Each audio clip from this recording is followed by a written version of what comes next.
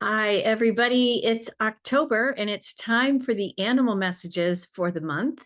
Last month, of course, we had trust. We've also worked on pause. We've worked on accept. We've even worked on some intolerance. We have the overarching theme of faith this year for 2025. And so now here we are in October. We're entering the last quarter of the year. It is full at fall here, at least in West Michigan, is full on. And yeah, so now we're going to talk about their message for this month, which is listen.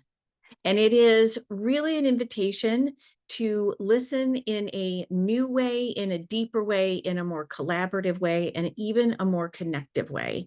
So this came about because when I work, I don't want to say like it's me just working, but when I tune in with, I have a whole animal council. Sometimes Archangel Ariel is there. A lot of times St. Francis is there. Um, they guide me through what they're trying to impart on all of us as a species in our next step of our own growth and expansion. And when I was working with them for October to get this ready for everybody, they were like, okay, we've worked on all these different parts that they just outlined. And now now that we've got some of these parts, now let's practice listen. Let's take October and let's practice this. Let's practice this a little bit more in depth. And it really is listening with more than just our ears, right? We tend to think that, oh, listen here, but there's so much more that goes on versus ears. And even for those of us who can't necessarily hear, there's so much more to be able to really hear. And this is also, just keep in mind that language tends to limit us because we think hear, definition, all that stuff, and we go down these rabbit holes and we miss so much more of what's going on because we're really talking this time about listening with our whole being. And so what does that look like? So I've got a couple examples. So the other night we came home from visiting my mom, and there was a fawn, soul, all by himself. And for some reason, I picked up male energy, but for all by himself in the front yard, just standing there, happy as could be. And when I tuned in and said, I check in because I think, oh my gosh, is are you okay? I don't see your mom around. He's already like, no, I'm totally fine. I'm just here just to let you know that I'm here about grounded new beginnings. So to be able to just kind of in that moment when I see, oh, hey, it caught my attention, that's one way to hear. Two, understanding that that's an invitation to go deeper with them, to see what all they have to share. And in that moment, because we had just come from seeing my mom who has Alzheimer's and realizing that things continually shift and change with her, there are some things that are moving in a direction for everybody that's involved in her care. And he was really saying this is about grounded new beginnings. So just be aware of that. But also, deers stand for gentleness, and they also mean grace. So how can we all give ourselves some grace as we move through all of this? I'm going to call it the rocky road of Alzheimer's. How can we move through that? But the deer catching, or that baby deer catching my attention, gave me that pause to be able to go to just what comes up for me. What am I clairaudient hearing? What am I feeling about this? How does the fawn's present make me feel? Same with the praying mantis who was on my sister's garage that night as we were leaving her house, which was where we were visiting my mom, and just this calm observing. The praying mantis was hanging, I would say, like we upside down and looking down at us with very strong interest. Its eyes were moving from me to my mom, to my sister, also to my husband, just really watching, but would hold. As I watched him, I was watching him hold our gaze. And being seen in that way, and being seen, which also caused a stillness and a calmness and an acceptance. These were all things that I was feeling, but this is a form of listening. So what happens for you when you see and encounter an animal out in the wild, or an insect or a butterfly? Another really cool example of late too, which I just shared, is Lucas. Really, I was kind of reflecting on trust, and when I did so, I take multiple walks with him a day. And when I did so the other day, I thought, wow, you really showed me how to trust you when a squirrel runs by or a deer, and how I can even trust myself so that I don't go flying, that I don't have to be afraid, I don't have to panic, I don't have to hold on, I don't have to try to control. We can just walk. We created a method together with your guidance and leadership, Lucas. Wow, think about how we did all that. And that took a lot of listening too. And again, listening from many different perspectives, because it's not like he turned around and started speaking English to me, but he did show me through a lot of different ways. Hey, if we try this and then try this and then try this, we can come up with a system so that now even he's ahead of me on the trail, because I actually have a 30-foot leash, because it gives him space to do all the things he wants to do, and I can reel him in, but he's on a 30-foot leash, and as long as I stay in tune with him and continue to listen to him as we're on the trail, he alerts me. If something's up ahead, he stops, and he always turns around, whether it's a person or another dog or a deer, and he stops because he knows that the thing is, hey, there's somebody up here, so we may have to move off the trail. I'm going to let you make that decision, Mom, and then we'll go through our little steps. So, but this whole body listening, this is what they're working with us on this month. So I want to pause here for just a second and give you just a little bit of a reflection, a little bit of opportunity to think about this too.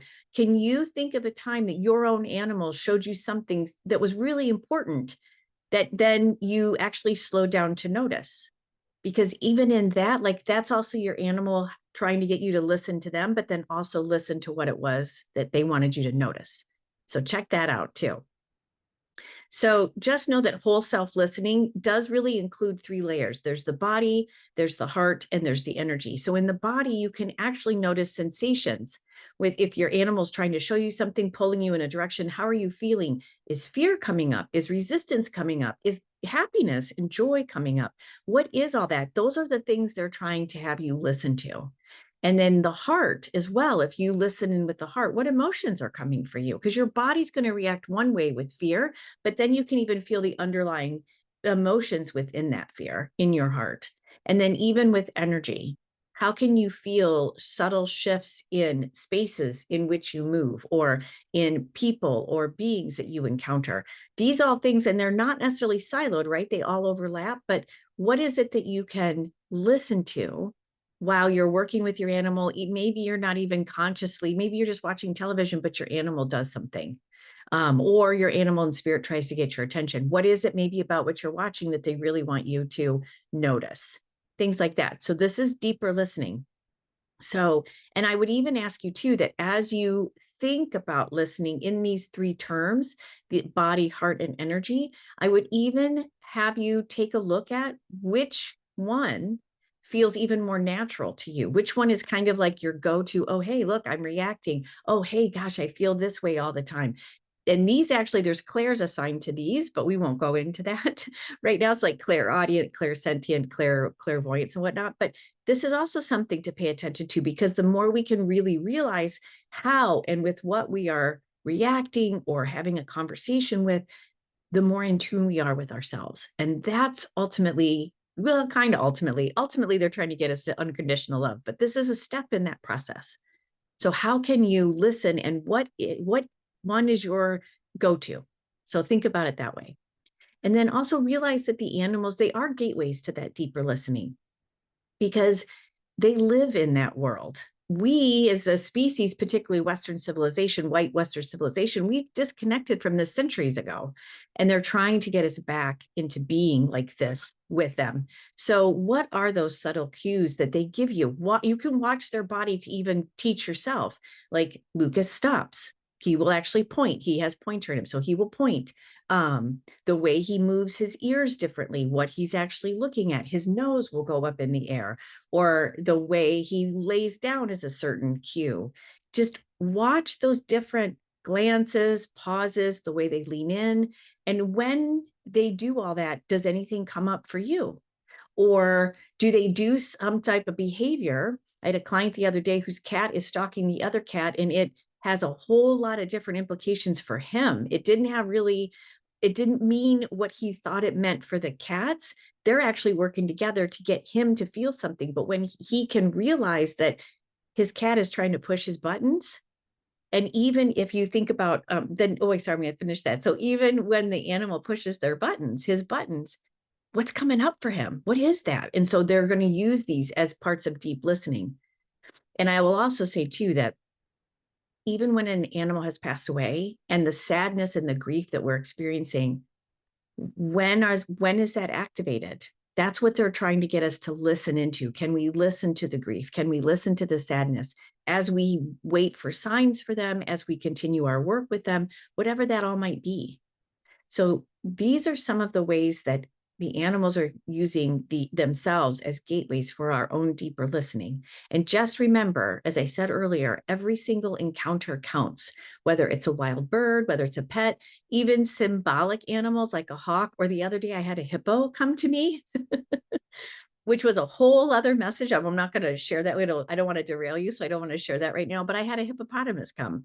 And what was that underlying message? So but it's also more, but you may not have feel confident with the intuitive aspect, but that's where we're trying to get to, right? So what does it mean? You can Google these things too. If you see a hippo come to you, you can do hippo spiritual meaning on Google, and the first thing that pops up in the search results, see how that resonates with you. These are how they're working with you for this deeper listening. So I even ask you too, what is a recent animal encounter, whether it was a gentle one, whether it was a difficult one, that invited you to look deeper at yourself, what you were feeling, what you were experiencing, what was going on, what were you saying yes to that you wanted to say no to, all that kind of stuff. So just know that this is transpiring.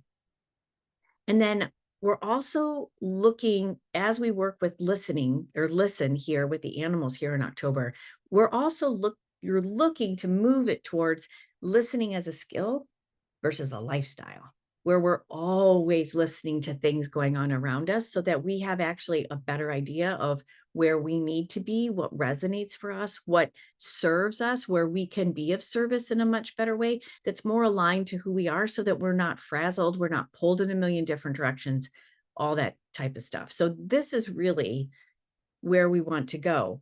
I would even encourage you throughout the month just to see if you can't take 30 seconds, 5 minutes, longer, to just sit in stillness and silence with your animal. Even if your animal's in spirit, try it and see what happens, because the more you can calm and be still, the more that things open up and the listening starts firing on all cylinders, if you will. So try doing that. And I'd be curious to hear what happens when you allow yourself to simply be with your animal without an agenda. Just see. And then maybe we can even do that with one another. But start here with the animals where you're loved unconditionally and you can't get it wrong. So I do also want to just talk about real quick that for those of you who have done soul level animal communication readings with me or with any of my colleagues, you know that the animals are really ultimately working on helping us understand what our negative beliefs are, where we're a little stuck, what behaviors and patterns we're trying to shed, and allowing ourselves to really listen allows us to hear and feel into those fears that may come up, because listening listening deeply can actually activate those fears. So what is it that we feel ultimately? For me, I know personally that when I'm starting to feel resistance or fear or hesitation, even when I go to meet with the animal counselor or whatnot, there are times when I'll put it off and I realize it's because I'm nervous, that I'm not worthy. That's my biggest negative belief, not worthy, to actually sit and talk with them.